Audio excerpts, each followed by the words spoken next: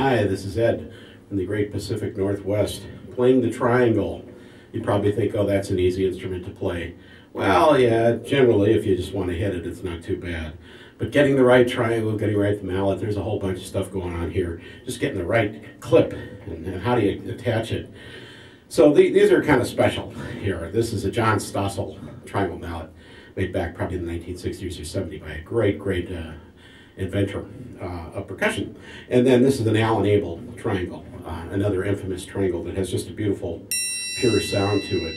The classic way to strike a triangle is right in the side that's facing the open end. That's where it seems to be the most pure tone is. But you'll find other harmonics, higher partials, higher the pitches on the edges. And they're all, I mean, you know, if you're a composer, pick anything you want. But in most orchestral settings, the pure sound is maybe what they want. I tend to prefer a small triangle like this, a 6-inch, but you can get bigger ones for different applications. Big Cajun triangles can be quite large. I have a monstrous triangle that I use for, you know, bringing people to dinner, that sort of thing. But anything can work. So, you know, just learning how to hit it. As far as mallets, this has kind of an extra amount of mass on the end, and that's what gives it a special tone. If I just had a regular mallet, it would be probably weaker in general. If this was thicker, it would be closer to this, but there's something about the larger end on the Stossel triangle, and there's a couple other triangles on the market that do a similar sort of thing. Now even the clip here, this is an LP clip, but almost any clip from hardware will work. This has kind of a stock rope with it. I tend to use 80-pound fishing line, and in fact, usually if I was gigging, I would have one around it and then a second safety line, because there's nothing worse than dropping your triangle in the middle of a show. So you always want to have an extra line as well. So, you know, again, as far as basic triangle playing, not too bad. But there's other uses of the triangle, also for pop music, jazz, Latin, that sort of thing. And this is kind of like opening and closing a hi-hat. So if I play it and then open it, I get, in fact, this is, if I really didn't have a clip around, I could almost use my thumb or something and get a better sound than this, which is kind of dead. But in general, by holding it, I can create kind of a closed hi-hat versus an open, like on a drum set. Standard kind of rock beat. But I can syncopate those open-ended sounds as well. I could reverse it. Like a rock beat, that the close would be like a snare drum click, that sort of thing too. So just, you know, experiment, go nuts with these things. Learning how to open and close it, that does take a little more coordination. Drum set players might have a little easier time with this, but just, you know, start with just open, closed, that sort of thing. I like using the book Syncopation by Ted Reed. The accent exercises in the back are great for this. So like the first exercise is accent, then followed by 3 notes. And then it might go dead, dead, open, open. In fact, that's kind of a Cajun. Also kind of a Caribbean, what we call engine room sort of a sound. Eventually you might have like a clave beat.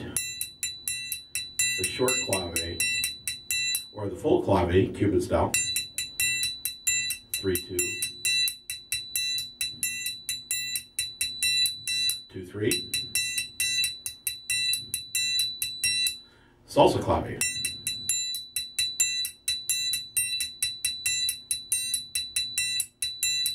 Look it up. And then the bossa nova clave, really a great one for this instrument.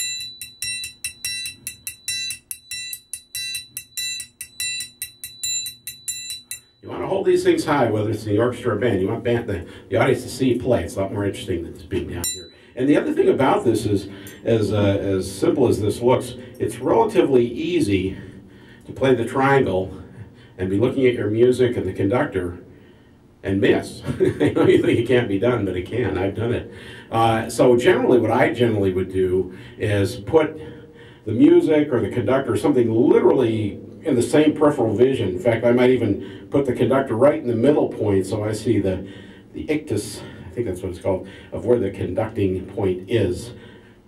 Like that. The one thing about the triangle, as much as it's played kind of lightly or sparsely, when it comes in, it floats over the whole orchestra or the band or something. So it's usually a soloistic thing.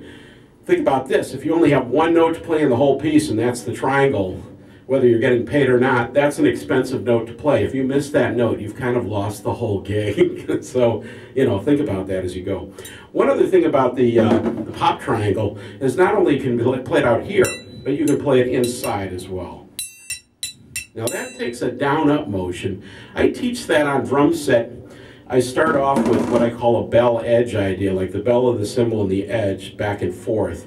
And that kind of gets students starting that idea. I might eventually have them play shakers, and they'll play out, in, out, in. And that can be slowly shifted, this idea, to down, up, down, up. So we might start again with that syncopation exercise book, the accents, 1 and 2. The first exercise would be accent 2, 3, 4, like the eighth note, 1 and 2 and 3 and 4. But that allows us to play a lot faster. I might put on the backbeat.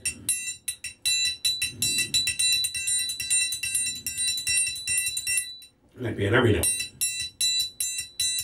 Offbeat. So if you just progressively go through this, you'll get it.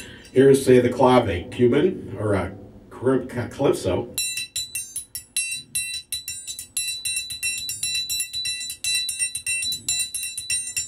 Full clave, Cuban.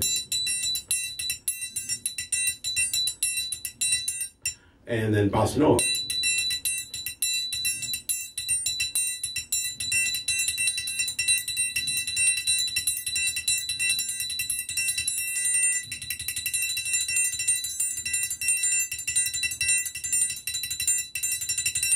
So it can get quite fast on there.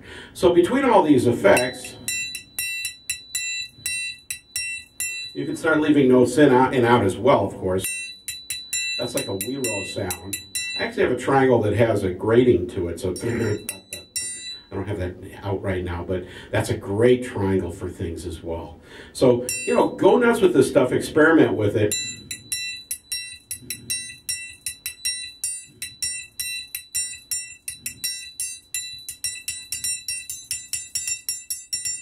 Now, you can also think about it as ghost strokes as well, like a paradiddle, paradiddle, paradiddle. That brings out the syncopated element right here. Triple paradiddle, 3 paradiddle. That kind of trains you to fill in that space there and eventually teaches you. Of course, that brings out more the ghosting or the deadening on the other side.